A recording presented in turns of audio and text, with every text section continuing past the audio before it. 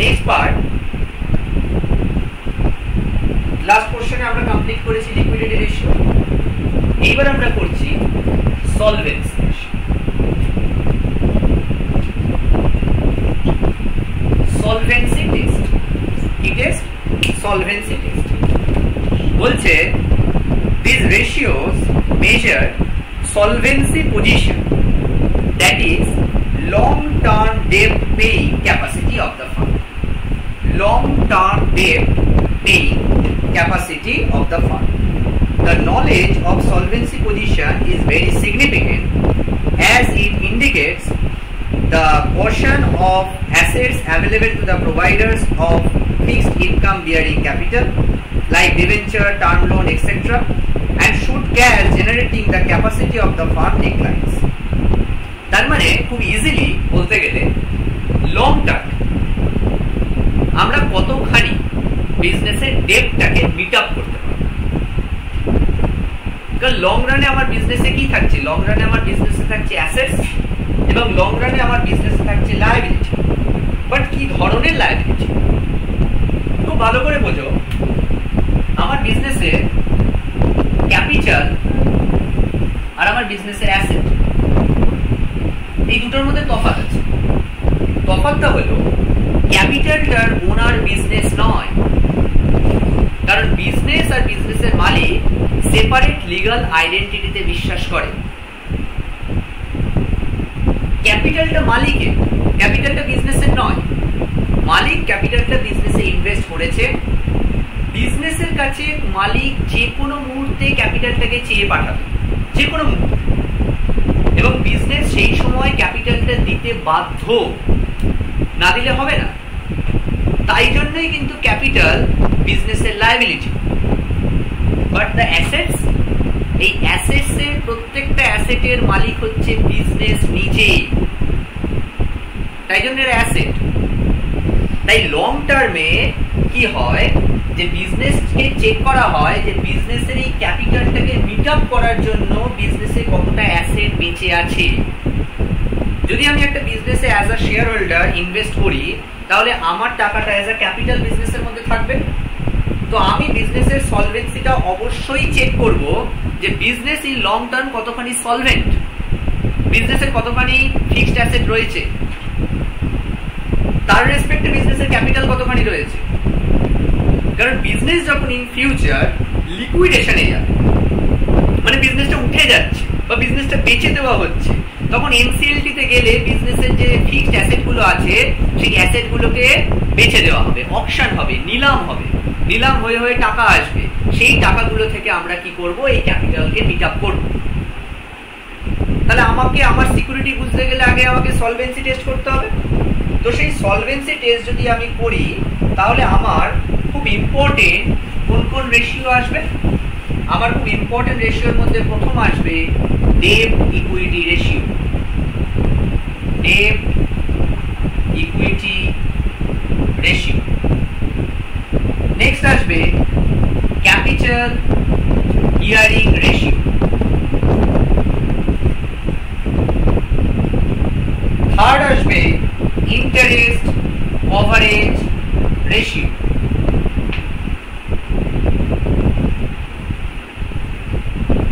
Fourth আসবে proprietary ratio.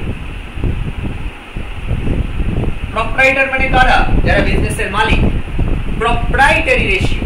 And number 5 debt service coverage ratio. Debt service coverage ratio. তো এই পাঁচটা ratio as a solvency ratio আমাদের কাছে ভীষণ ভীষণ ইম্পর্টেন্ট। যে তোমাদের ক্লাস 12 এর রেসপেক্টে যদি দেখো, তাহলে খুব ইম্পর্টেন্ট হচ্ছে ডেট ইকুইটি রেশিও, খুব ইম্পর্টেন্ট হচ্ছে প্রপ্রাইটারি রেশিও, তারপরে ইম্পর্টেন্ট হচ্ছে interest coverage ratio and capital gearing ratio. এবং ডেট সার্ভিস কভারেজ রেশিও একেবারে লেস ইম্পর্টেন্ট, সচরাচর আসে না, বাট আমরা শিখে নেব। তো সব থেকে বেশি ইম্পর্টেন্ট কে? না, ডেট ইকুইটি রেশিও আর প্রপ্রাইটারি রেশিও। তাহলে আমরা প্রথম যাচ্ছি যে what is debt equity ratio. Debt equity ratio বলতে আমরা কি বুঝি? দেখো, ডেপ্ট ইকুইটি রেশিও যদি আমরা বলি তাহলে আমাদের দুটোটা, একটা হচ্ছে ডেপ্ট আর একটা হচ্ছে ইকুইটি।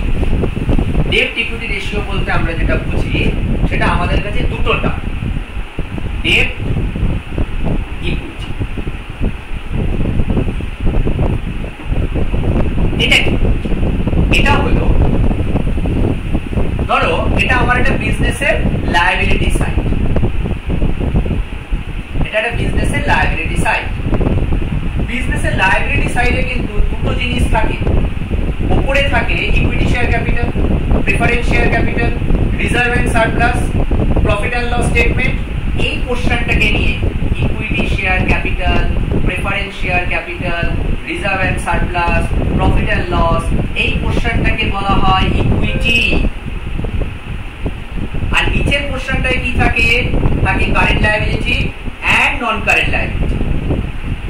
বিলস পেয়েবল থাকে, ক্রেডিটার থাকে, ব্যাংক ওভারড্রাফট থাকে, নন কারেন্ট লায়াবিলিটিতে ডিবেঞ্চার থাকে, ব্যাংক লোন থাকে, তাদেরকে বলা হয় ডেপ্ট। ডেপ্ট ইকুইটি রেশিও মিন্স আমার বিজনেসের, এরা হচ্ছে ইন্টারনাল। অ্যাকচুয়ালি বিজনেসে দু ধরনের লোন থাকে, দু ধরনের ক্যাপিটাল, একটা ওন ক্যাপিটাল, একটা loan capital. This is basically own capital. Own capital, এরা বিজনেসের মালিক পক্ষ, এরা বিজনেসের ওনার। আর এটা হচ্ছে লোন ক্যাপিটাল, এরা বিজনেসের থার্ড পার্টি, এরা বিজনেসকে লোন দিয়েছে।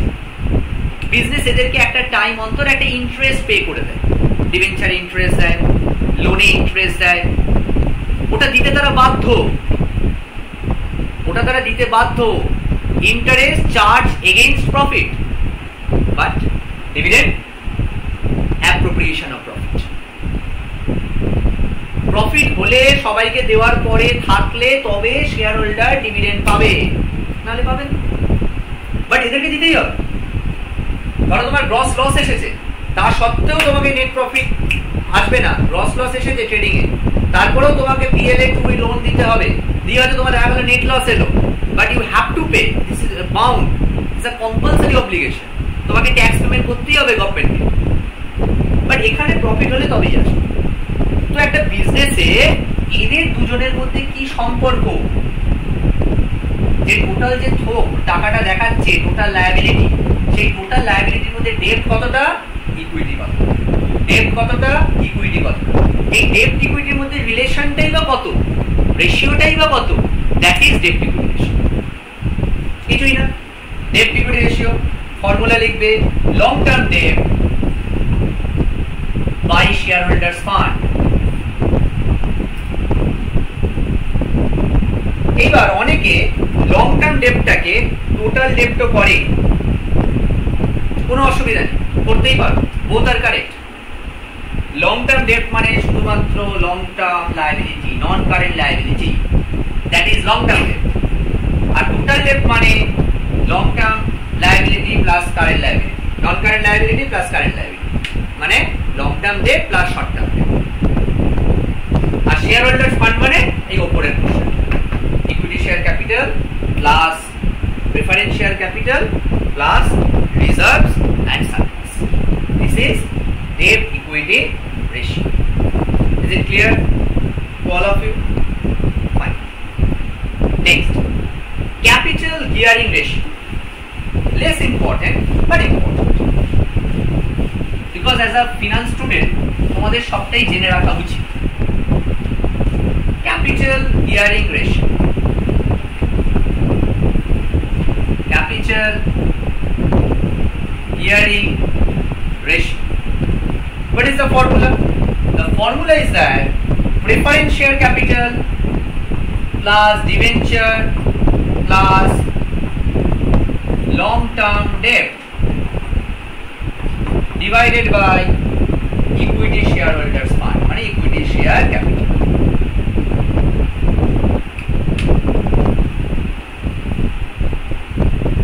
এই equity share capital মানে অ্যাকচুয়ালি এটা হচ্ছে equity share holders fund. Equity share holders ফান্ডটা আমরা কি করে পাবো না, equity share capital plus reserve and surplus minus fictitious asset preliminary expenses, এটা ফিকটিশিয়াস অ্যাসেটের উদাহরণ, যে সম্পত্তিটা অলিক, ইনটেনজিবল নয়, গুডউইল নয়, কিন্তু অলিক সম্পত্তি, সেটা বাদ দিয়ে দিতে, তাহলে বেরোয় ইকুইটি শেয়ার হোল্ডার্স ফান্ড। এবার দেখো উপরে এই দুজনের মধ্যে তফাৎটা কোথায়, মানে কেন কেন এরা তিনজন উপরে চলে গেল আর এই নিচে একা পড়ে রইল? তার তো কিছু কারণ থাকতে পারে, কারণ অনেক আছে। তোমাদের বোঝার জন্য সহজ কারণ, একটু ভালো করে ভাবো, লং টার্ম ডেপ্টের ওপর একটা ফিক্সড পার্সেন্টেজ আমাকে দিতে হয়, যে এত পার্সেন্ট লোন, তার বেশিও দেবো না তার কম। ডিবেঞ্চারের একটা পার্সেন্টেজ হয়, তার বেশিও দেবো না কম দেবো। প্রেফারেন্স শেয়ারেরও কিন্তু একটা পার্সেন্টেজ হয়, যদি সবাইকে দেওয়ার পরে প্রফিট থাকে তবেই শেয়ার হোল্ডাররা পায়, এবং সেই শেয়ার হোল্ডারদের মধ্যে প্রথম প্রেফারেন্স পাবে প্রেফারেন্স শেয়ার হোল্ডার, কিন্তু তার ভিতরে পার্সেন্টেজ আছে, ওই পার্সেন্টেজ তাকে দিতে হবে। না দিতে পারলে এরিয়ার থাকবে, কিউমুলেটিভ বেসিসে পরে দিতে হবে যদি কিউমুলেটিভ প্রেফারেন্স শেয়ার হয়। কিন্তু ইকুইটি শেয়ার হোল্ডারের কোনো ফিক্সড পার্সেন্টেজ থাকে না, এটা একদম ফ্রি। সবাইকে সবকিছু দেওয়ার পরে যা পড়ে থাকে তাকে বলা হয় earnings available for equity share holder. যখন ফিনান্স পড়াবো উঁচু ক্লাসে তখন বলবো earnings available for equity share holder, সবাইকে সবকিছু দেওয়ার পরে। প্রথম থাকে earnings before interest and tax, depreciation and amortisation, EBITDA. তারপরে ডেপ্রিসিয়েশন অ্যামোর্টাইজেশন পে হয়, তাকে ইবিআইটি। তারপরে ইন্টারেস্ট পে হয়, ইবিটি। তারপর ট্যাক্স পে হয়, ইএটি। তারপরে প্রেফারেন্স ডিভিডেন্ড পে হয়, থাকে earnings available for the equity share holder. তাকে যদি আমরা number of equity share holder দিয়ে ভাগ করি তাহলে আমাদের হয় ইপিএস, আর্নিং পার শেয়ার। তাহলে সবাইকে দেওয়ার পরে কি পড়ে থাকবে ইকুইটি শেয়ার হোল্ডারদের জন্য? That is the ratio, capital gearing ratio. Is it clear? Fine. The next important ratio is proprietary ratio.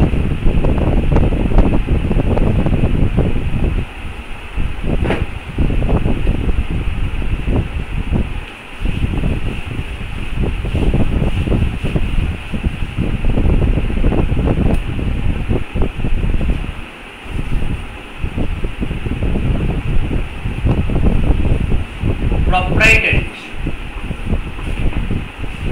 এই proprietary ratio বলছে either fixed asset proprietary ratio অথবা current asset proprietary ratio, either fixed asset proprietary ratio অথবা current asset proprietary ratio। যদি fixed asset proprietary ratio হয়, formula মুখস্থ করো না, fixed asset proprietary ratio, তাহলে উপরের অ্যাসেটটা ফিক্সড, তার মানে নন কারেন্ট অ্যাসেট, আর নিচে থাকবে প্রপ্রাইটরি ফান্ড। উপরে থাকবে নন কারেন্ট অ্যাসেট আর নিচে থাকবে প্রপ্রাইটরি ফান্ড। আর যদি এটাকে বলতো যে কারেন্ট অ্যাসেট প্রপ্রাইটরি রেশিও, তাহলে উপরে থাকতো কারেন্ট অ্যাসেট আর নিচে থাকতো প্রপ্রাইটরি ফান্ড। এবার প্রপ্রাইটরি ফান্ড বলতে কি বোঝায়? প্রপ্রাইটরি ফান্ড বলতে বোঝায় equity share capital plus preference share capital plus reserve and surplus minus miscellaneous expenses. এই বারবার আমরা রিজার্ভ এন্ড সারপ্লাসটাকে নিচ্ছি কেন? যখন তোমরা অনেক বড় হবে, অনেক ভালো ফিনান্স করবে, তখন আমাদের যা প্রফিট হয় সেখান থেকে আমাদের দুটো হয়, আইদার ডিপিএস আর এটা হচ্ছে ইপিএস। এটা হচ্ছে পে আউট, এটা হচ্ছে রিটেনশন। EPS retention. ধরো আমার 100 টাকা প্রফিট হচ্ছে, আমি বললাম 10% রিটেন করব, তার মানে 10 টাকা বিজনেসে রেখে দেবো, তাহলে 90 টাকা হচ্ছে পে আউট। এটা দুজন রেসিপ্রোকাল। ভাই আমি হয় প্রফিটটা রাখবো, না হলে শেয়ার হোল্ডারদের দিয়ে দেবো। যদি 10% রাখি তাহলে 90% দেবো, যদি 90% রাখি তাহলে 10% দেবো, 30% যদি দিই তার মানে 70% রেখেছি। এই রাখা দেওয়ার মাঝখানে তো কিছু করা যায় না। This is the fact. তাহলে এই যে বিজনেসে রেখে দিচ্ছি, রাখছিটা কোথায়? Reserve and surplus. তাই জন্য ওটার মালিক কে? ওটার মালিক কিন্তু শেয়ার হোল্ডার। তাই প্রপার্টারি ফান্ডের মধ্যে, শেয়ার হোল্ডার্স ফান্ডের মধ্যে রিজার্ভ এন্ড সারপ্লাস কে আনতেই হবে। This is the logic. তোমরা বলতেই পারো যে স্যার ইকুইটি শেয়ার ক্যাপিটাল কে আনছি, প্রেফারেন্স শেয়ার ক্যাপিটাল কে আনছি, বাট রিজার্ভ এন্ড সারপ্লাস কে কেন আনবো? রিজার্ভ এন্ড সারপ্লাস কে আনবো তার এটাই লজিক, কারণ রিজার্ভ এন্ড সারপ্লাসে যে টাকাটা পড়ে রয়েছে তার মালিক কে? তার মালিক হচ্ছে ইকুইটি শেয়ার হোল্ডার, তার মালিক হচ্ছে preference share holder. That's why proprietary ফান্ডের মধ্যে ইকুইটি শেয়ার ক্যাপিটাল এবং প্রেফারেন্স শেয়ার ক্যাপিটাল দুটোই আসবে, এবং তার সাথে রিজার্ভ এন্ড সারপ্লাসও আসবে। তাহলে আমার ফর্মুলা কি থাকছে? যদি প্রপার্টারি রেশিও বলে তাহলে আগে আমরা একটা অপশন দেব যে non current asset by current asset, এই non current asset by proprietary fund. Clear? বোঝা গেল?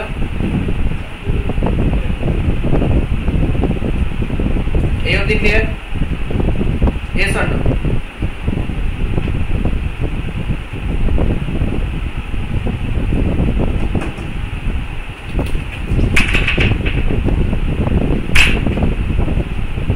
Up to this clear? এবার আমাদের এক্সামে যদি না মেনশন করে যে ফিক্সড অ্যাসেট প্রপার্টারি রেশিও না কারেন্ট অ্যাসেট প্রপার্টারি রেশিও, আমরা দুটোই করে দিই। এবার ধরো মেনশন করলো না কিন্তু কোনো কারেন্ট অ্যাসেটের ডেটাও দিল না, তার মানে ওটা ফিক্সড অ্যাসেট প্রপার্টারি রেশিও। ইনডিরেক্টলি বলতে চাইছি আমার কাছে যদি ডেটা না দেয় তাহলে আমি কখনোই করতে পারবো না, ডেটা দিলে তবেই আমি করতে পারবো। কিন্তু আমরা কিন্তু মেনশন যে আমাদের এইভাবে জিনিসটা করতে হবে। তাহলে বলো সলভেন্সি রেশিও বোঝা গেছে। তাহলে আমরা তিনটে সলভেন্সি রেশিও খুব ইম্পর্টেন্ট করে পড়লাম। প্রথম পড়লাম ডেট ইকুইটি রেশিও, তারপরে আমরা করলাম প্রপার্টারি রেশিও, আর তারপরে আমরা করেছি ডেট ইকুইটি রেশিও করেছি, প্রপার্টারি রেশিও করেছি, আরেকটা রেশিও করলাম হচ্ছে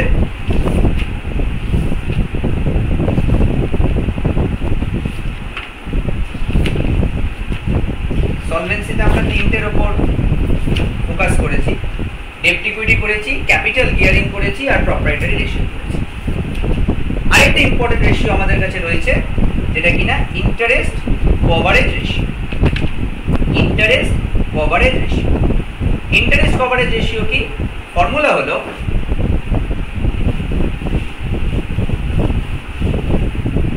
interest coverage ratio.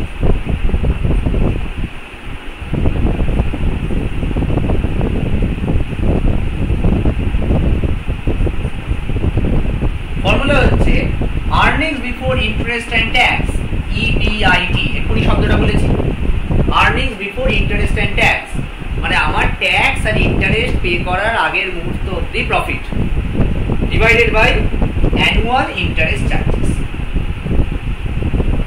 Annual interest charges.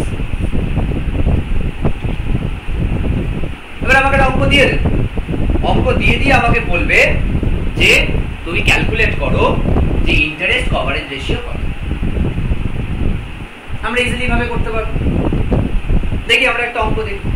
Suppose একটা সামস যেখানে দিয়েছে earnings before interest and tax 1,90,000, EBIT 1,90,000 বলে দিয়েছে, আর নিচে আছে অ্যানুয়াল, আমাদের ফর্মুলা ওয়াইজ নিচে আছে অ্যানুয়াল ইন্টারেস্ট চার্জেস। এবার আমাকে বলে দিয়েছে যে আমরা অ্যানুয়ালি কত ইন্টারেস্ট দিচ্ছি, বলে যে 12% ডিবেঞ্চার 1.5 লাখ, তার মানে 1.5 লাখ টাকার উপর আমাকে 12% ডিবেঞ্চার দিতে হবে, 12% ইন্টারেস্ট দিতে হবে। তাহলে 1.5 লাখের উপর 12% ক্যালকুলেট করব। তারপর একটা বলছে 10% পাবলিক ডিপোজিট, 50,000 এর উপর আমি 10% পে করব। তারপর বলছে ব্যাংক লোন, 50,000 এর উপর 14% পে করব। তারপর একটা বলছে ব্যাংক অ্যাকাউন্টে আমার ওভারড্রাফট আছে, সেটা 16%, তাহলে 50,000 এর উপর আমি 16% পে করব। একটা পার্টিকুলার ইয়ারে আমি যত টাকা ইন্টারেস্ট পে করব সব কটা ইন্টারেস্টকে আমি যোগ করব, সব কটা ইন্টারেস্টকে যোগ করলে আমার আসবে 38,000 অ্যাজ পার আওয়ার এক্সাম্পল। আমার EBIT 1,90,000, তাহলে interest coverage ratio 1,90,000 divided by 38,000, that comes 5. But এটা হচ্ছে in times. Interest coverage ratio কে আমরা লিখবো in times, that is 5 times. আমরা একটা debt equity ratio যদি করি, একটা debt equity ratio, just take an example.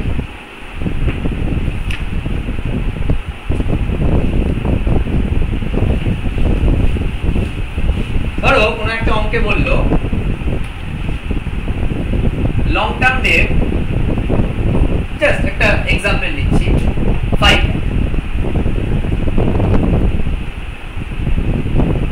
Short term debt 3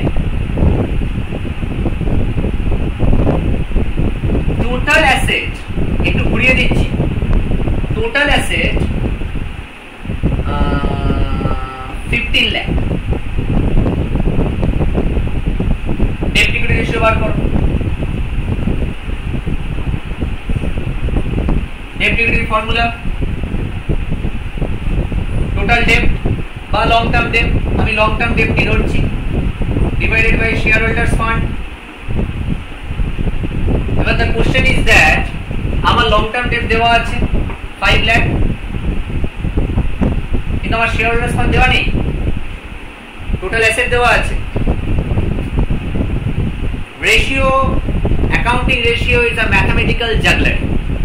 যে যত বেশি ভালো অ্যালজেব্রা জানবে, আমাদের আপকামিং ক্লাসে আমরা অ্যাডভান্স সামস গুলো করব, যে সামস গুলো একদম নিজে হাতে বানাবো, অ্যাডভান্স সামস। সেই অ্যাডভান্স সামস গুলোতে দেখবে ইটস আ অ্যারিথমেটিক জাগলারি, আর কিছু না। কনসেপ্ট ক্লিয়ার রাখো, অ্যারিথমেটিক জাগলারি। একটু ভালো করে দেখো, যদি এটা আমাদের ব্যালেন্স শিট হয়, আমাদের ব্যালেন্স শিটের left hand side total liability, right hand side total asset. Total asset বলেছি 15 লাখ, তাহলে of course the total of liability side always 15 lakh. এইবার লায়াবিলিটি সাইড তিনটে ভাগে ভাগ, তিনটে পার্টে ডিভাইড। একটা হচ্ছে শেয়ার হোল্ডার্স ফান্ড, একটা লং টার্ম ডেট, একটা short term debt. Long term debt বলছে 5 লাখ, short term debt বলছে 3 lakh, so the total 8 lakh, but the total of this side 15 lakh, so the rest portion means shareholders fund 7 lakh. So in this way we easily calculate the amount of shareholders fund. So now put 5 lakh divided by 7 lakh, 5 lakh divided by 7 lakh, 5 divided by 7, 0.71. So 0.71 is to 1. This is your answer. This is a very tricky problem. The basic tricky. It's not so tricky. This is just basic. হতেও পারে যে সবকটা information তোমাকে direct দিয়ে দিল না। এটা হচ্ছে CO5 লেভেলের কোশ্চেন। তুমি এটা অ্যানালাইজ করলে, একটু অ্যানালিটিক্যাল দিয়ে দিল, ডিরেক্ট শেয়ার হোল্ডার ফান্ড দিল না, তোমাকে শেয়ার হোল্ডার ফান্ডটা পড়ে নিতে। তাহলে অ্যাকাউন্টিং রেশিও করতে গেলে আজকে আমরা দু ধরনের রেশিও করলাম, লিকুইডিটি রেশিও করলাম আর সলভেন্সি রেশিও করলাম। পার্ট 1 এ লিকুইডিটি করেছি, পার্ট 2 তে সলভেন্সি করেছি। নেক্সট দিন আমরা বাকি রেশিওগুলো করব। কিন্তু এই দুটো রেশিও থেকে আমরা কি বুঝলাম, আমাদেরকে ফর্মুলা মুখস্থ করলে হবে না, কারণ ইন ফিউচার অনেক ফর্মুলা যখন আসবে তখন মুখস্থ করলে আমরা ভুলে যাব। তো বুঝে বুঝে ফর্মুলাগুলোকে একদম আত্মস্থ করে ফেলতে হবে, যেটা ভুলবো না। আমার নাম কি আমি ভুলি না, বাড়ি কোথায় ভুলি না, কিন্তু আগের ক্লাসে কি পড়ে এসেছি ভুলি, বিকজ ওটা মুখস্থ করেছি আর নাম আর বাড়ির ঠিকানাটা আত্মস্থ করেছি, ওটা মাথার পেছনে চলে গেছে। তো আমরা ফর্মুলাগুলোকে কনসেপ্ট দিয়ে আত্মস্থ করে ফেলবো যাতে আমরা না ভুলে যাই। কিন্তু শুধু ফর্মুলা মুখস্থ করে বা হাতে লিখে নিয়ে গেলে হবে না, মাথায় ভালো করে কনসেপ্টটাকে ক্লিয়ার রাখতে হবে যে ব্যালেন্স শিটটাকে দেখতে কেমন, কোনটাতে কোনটা থাকে। কারণ আপকামিং ডেজে আমরা অনেক মিসিং ফ্রিকোয়েন্সির সামও করবো, যেগুলো ফিগার মিসিং ফিগার সাম, তো সেগুলোতে আমাদেরকে তুলতে সুবিধা হবে। তো আজকে আমরা দুটো করলাম, একটা হচ্ছে লিকুইডিটি রেশিও আর একটা হচ্ছে সলভেন্সি রেশিও। নেক্সট দিন আমরা বাকি রেশিওগুলো